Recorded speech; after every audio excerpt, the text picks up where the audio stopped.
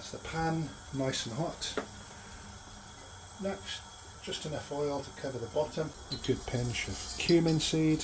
As soon as you can smell the cumin in the air, it's time to add some finely chopped onions. I like to add some salt while cooking onions. It helps the onions cook evenly and draws the moisture out. That's been around 5 minutes. I'm going to add some ginger and garlic paste. As soon as you can smell that the ginger and garlic's cooked, we're going to add some turmeric, some chilli powder, some coriander and some garam masala. I'm just going to add some water to that.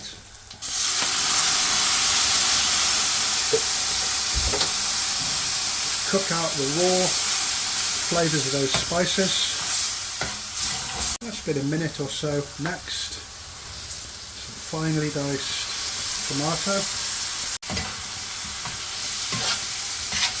Just want those tomatoes to soften.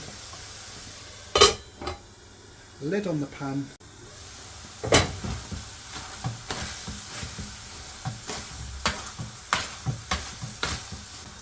The tomatoes have disintegrated. Next, some beautiful fresh okra here.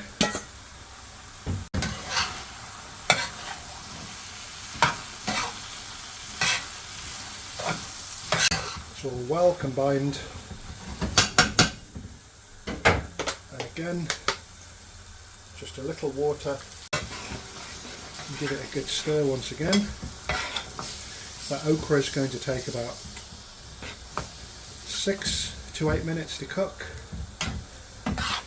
Give it an occasional stir.